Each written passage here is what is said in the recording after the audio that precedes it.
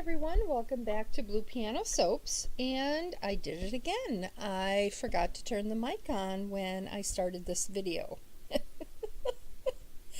Oh gosh, you ever have those days where things just don't go as planned? Anyway, the good thing is that I did notice it rather quickly, and so the true narration, the true voice does come on in a little bit. But in these opening sequences here, I'm obviously talking and I don't have the mic on. But what I was saying is that we're going to be making a fall loaf. I'm using just my little $15 silicone lined mold there, and that usually holds about I get about a 3-pound loaf out of it. We are going to be using some fall scents from Brambleberry. I have no idea at this point what I'm talking about in this video, but I'm sure I'm going to pick up one of the scents, one of the fragrance oils fairly quickly. Well, obviously I'm rambling about something. Anyway, we're going to be using Brambleberry's pumpkin and brown sugar fragrance oil for this one. Oh, I know what I'm doing here. I'm telling you that I have a new setup. The camera is now on the opposite end of the table, and so I have a hard time.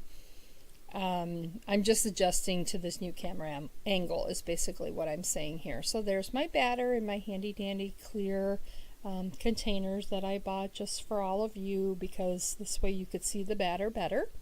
And I'm putting on my gloves, and I'm saying that safety is a must. You should have goggles on and gloves on, and really you should have your whole body covered, but I'm always too hot and I just can't do it. But I do put my gloves on and I do put my goggles on.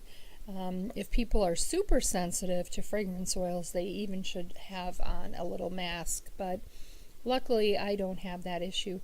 I'm getting my lye water, which is right there. The temperature of these oils are 70 degrees. Both the base oils and the lye are 70 degrees. Let's see what I'm doing next here. Well, I'm talking about something. Okay, so I'm going to mix my base oils first. I like to give them a quick mix, just to make sure they're nicely blended and combined. And you can tell already just by looking at that container that they are nicely blended, because you don't see variations in colors in the container itself. Like you don't see a layer of darker oil and then a layer of lighter oil, or vice versa. And that's just kind of indicating that they're nice and mixed. And so I think what I did at this point is I added some sodium lactate to my lye water. I usually add about 2 tablespoons, and I give that lye water a mix as well.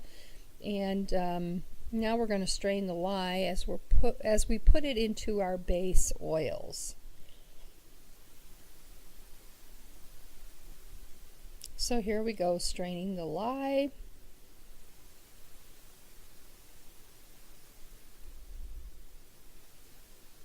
Oh, I'm showing you the colors that we're using. This is a neon orange. No, I'm sorry. It's actually a mango tango orange from Nurture Soap Supply. There I go, straining the lye. I also have in that second container back there a neon purple Play Date, I think it's called, from Crafter's Choice. So I'm going ahead and I'm mixing my lye with my oils, and beautiful batter, very nice and thin. I just want it to emulsification. I don't want it any thicker than that, because we're going to do some high pours and we are going to do some swirls. I'm adding a little titanium dioxide into this batter. Because I'm using the Brambleberry brown sugar and pumpkin spice fragrance oil, it's going to discolor to a dark brown, and I mean it is a dark brown, which is what I want for the soap. So I want to put some of this batter into the 2 containers with the 2 colors before I add fragrance oil, because I don't want any fragrance oil in the 2 containers with the 2 colors, because I don't want those colors to darken. And I think that's what I'm explaining here. So I'm going to take a little bit of the batter and put it in the orange, and a little bit of the batter and put it in the purple, and those 2 containers are not going to be scented, because again, I don't want that turning dark brown. So just a little bit in each container. I'm setting those aside, and now in that batter, because I want that batter to be dark brown, I can go ahead and I can add the brambleberry brown sugar. I think it's called brown sugar and pumpkin spice.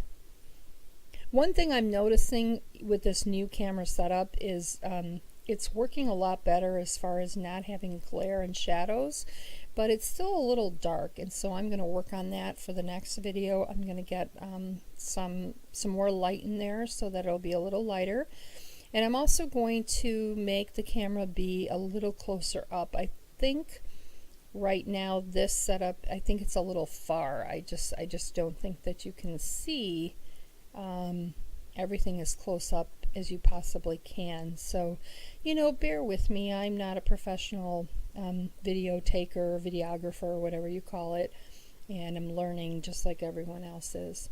Okay, at this point I have added the fragrance oil. I've added I believe 4 ounces of fragrance oil to this batter, and I'm mixing it, and I'm saying it smells great because it does. The batter is behaving really nicely. It's very thin and liquidy, and so I am going to go ahead and I'm going to scrape all the sides of the batter. You'd be amazed how much comes off the sides when you scrape, so definitely scrape your batter. It also helps too to just make sure that you don't get any streaking or glycerin rivers in your soaps from batter that was left on the sides and not clearly melted with the rest of your batter. So I'm going to spray this with a little rubbing alcohol, because I always do. And I think what I'm saying at this point is that I usually take saran wrap, and I will put saran wrap underneath the silicone liner and kind of let it hang over the sides to protect the wood of the mold. And I'm saying here at this point that I'm running behind, and I have limited amount of space left on my video card, and so I'm not going to do it, but normally I would. That's something I discovered kind of late in the game, that you could just, you know, put just plain dollar store saran wrap underneath your silicone mold, and it just protects the wood. It just makes for easier cleanup. So I'm pouring in the batter. As you can see, it's really nice and liquidy, beautiful batter. The thing that is so unusual, or I guess kind of deceiving, is that the batter is, you know, it's non-colored basically, and it's just amazing, because that batter is going to change. It is going to become a dark brown, and so it's hard to envision what the soap is really going to look like, because right now you're just seeing it with that kind of beigeish color. So I'm tapping that down just to release some air bubbles. I didn't do that in the beginning when I first started soaping 3 years ago, and then I learned the hard way that it really is important that you do tap down so that you do get rid of the bubbles. I think at this point now I'm going to go ahead and I'm going to mix the colors, go from lighter to darker, and I guess in this video I decided orange was lighter than the purple. So there's a beautiful, beautiful neon orange. I chose the neon orange and the neon purple because with the batter turning dark brown, I really wanted the two colors that I'm swirling into the batter to pop. And they are going to pop. It's going to be really, really pretty. So again, there's no fragrance oil in these two containers because I don't want those two colors to discolor dark brown. But what I am going to do in a second is I'm going to take some people call it anise, other people call it anise. It's a fragrance oil from Brambleberry, and I'd like to use it not so much for the scent, because the scent alone is really not that appealing, but I like to just put just a little tiny bit, I mean we are talking a few drops, into colorant batters like this, where I haven't added other fragrance oil. I like to put that in because it's the type of fragrance oil that does the opposite of what many fragrance oils do. Instead of accelerating trace and making a batter thicker, it actually makes it thinner, and it makes it really nice for pouring. And so at some point here I do that, and I add in a little bit of that anise or anise Brambleberry fragrance oil, and it makes those two containers a lot easier to do a high pour into the other batter. So you're going to see that here in a minute. I can't believe that I forgot to turn the mic on again. I mean, I don't know. For those of you that don't do videos, all I can tell you is there's so many different steps. It's really not as easy as it looks. And I think I was so, here I go now, telling you about the anise or the anise fragrance oil. I think I just was so concerned about getting the angle right in the new setup, and we completely reorganized and painted the soap room, and so it's taken some time to get used to. Plus, 2 weeks had gone by, I'd been on vacation, and it really takes a while to kind of get back in the groove of doing the videos. And I don't know, I just completely forgot to turn that mic on. So I'm adding this fragrance oil.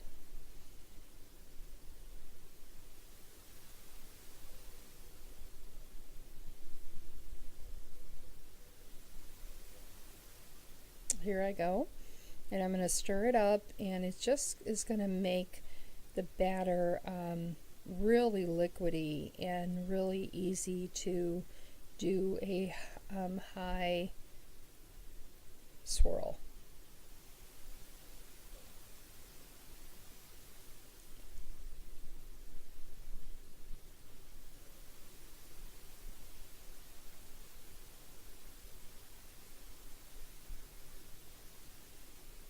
And I'm going to have some leftover batter of the purple and the orange that I am going to pipe, some piping on top of this loaf. Wow, it's taken me a long time to do this. It's funny how at the time when you're filming you think things are going quickly, but this has taken me a while. But in a minute here I should do a drop swirl, a high pour.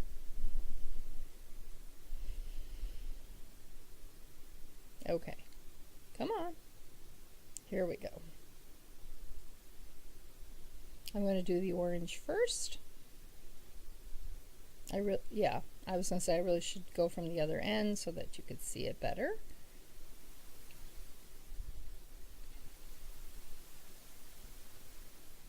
And I'm contemplating getting a different tripod where I can actually just do overhead shots.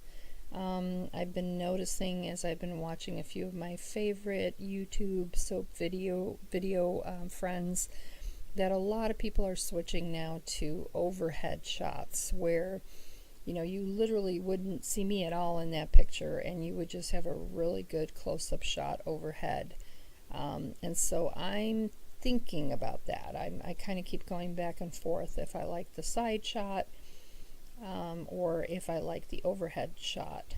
So if anyone has any opinions on that, and watching other videos and other people make soap, please leave that in the comments and let me know. Do you like the overhead shots, or do you like shots like this where they're where it's being shot kind of from the side and you could see a little bit more of the whole process? Okay, so I'm leaving the rest of that batter for piping, and I think at this point what I'm going to say is that I'm going to wait for that piping to set up. It's a little too liquidy, and then I will bring you back when...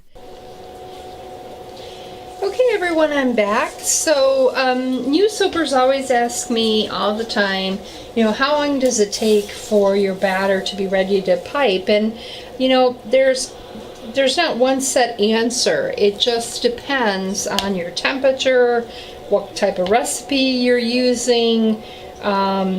It's for me, it's never the same each time.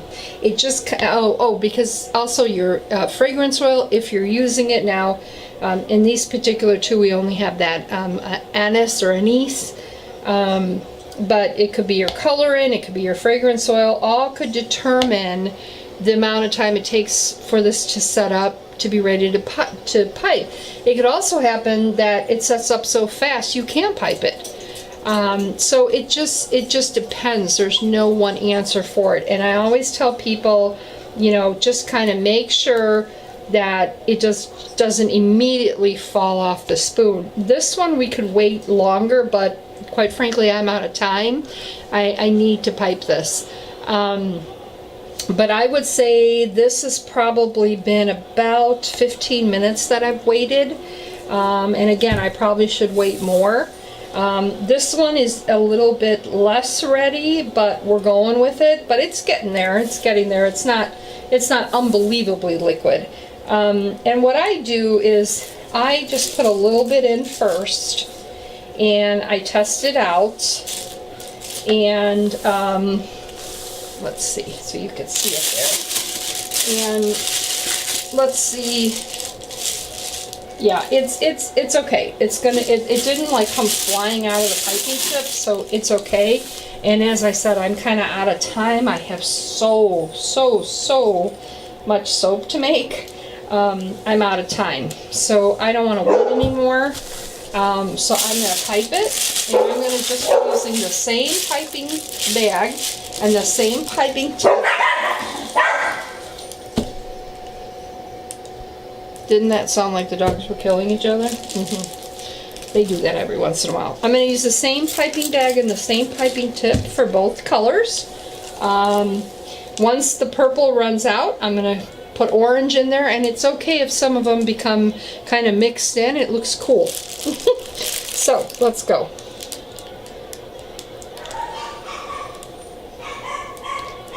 I swear those dogs sometimes sound like they're killing each other.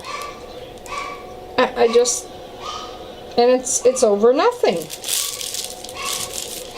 Gosh, we just kind of mix it in here, and it looks cool. Now, sometimes if I don't want that variegation, then I'll use two separate bags, but not this time. Can you see me? Yes.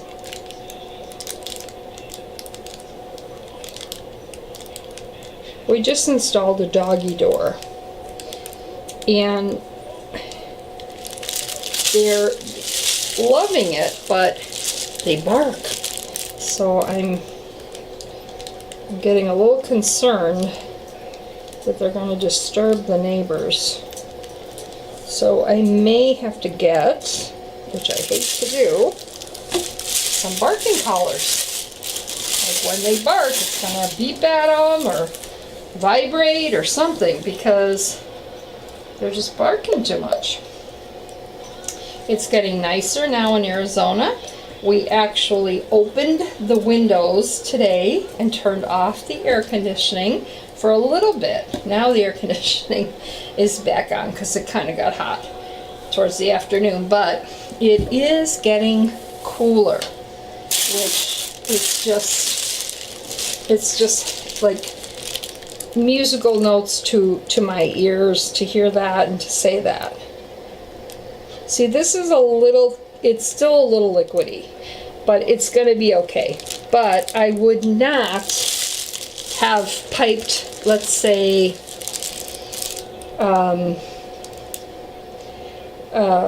cupcake frosting, for example, when it would be this runny, because I just don't think that the one layer of piping would have held up the next layer, and I think the cupcakes would have deflated. But since we're not making cupcakes, this is going to be okay.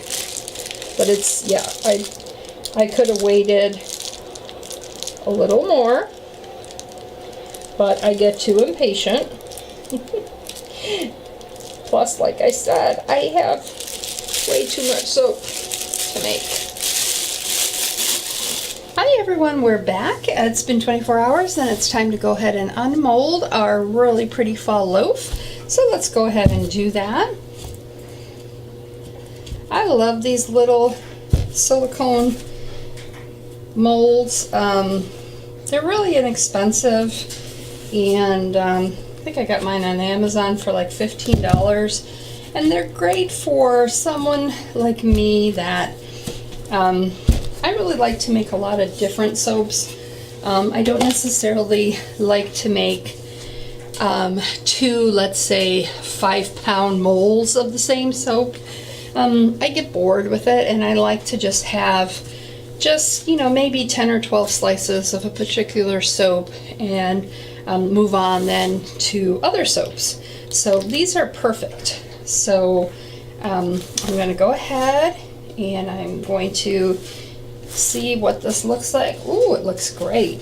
The texture, the consistency is really good. It's for 24 hours. It's really the perfect consistency. It's nice and smooth. It is not too soft and it's not too hard. And it's ready to be cut. So let's go ahead and cut it. If it was a little softer, I would leave it out on some freezer paper and let it breathe for a little bit, but it's ready. So let me go ahead and tighten my strings of my cutter here. Ooh, I don't really like the sound that that's making, but we'll go with it. Let's see what the inside looks like. And again, like the other soaps I made today, we can't forget that this is going to totally change colors. It's going to get a dark brown. I just want to, wow. Well, that didn't work so good, did it?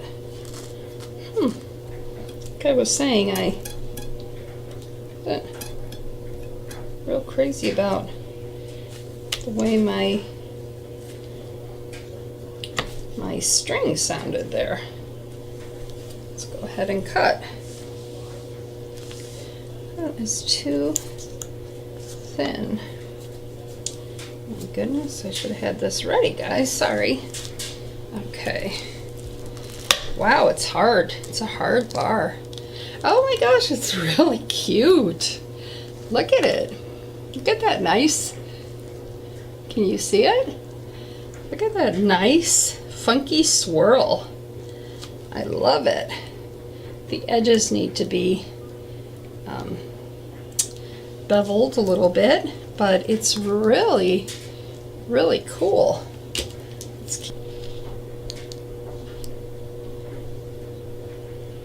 There we go.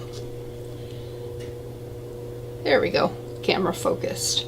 So there it is. There's the top. It's really pretty. I love it. Okay, if you like this video and you are going to be patient with me and continue to bear with me as I learn these video techniques and tips, please give me a thumbs up, subscribe to my channel, and as always, you can reach me at bluepianosoaps@gmail.com. Our website is bluepianosoaps.com. We're on Instagram, Facebook, Twitter, Pinterest. We're everywhere. Just search for Blue Piano Soaps. Have a really, really great rest of your Sunday, and I hope you get to enjoy some good football and maybe a good church service or two. Take care, everyone. Bye.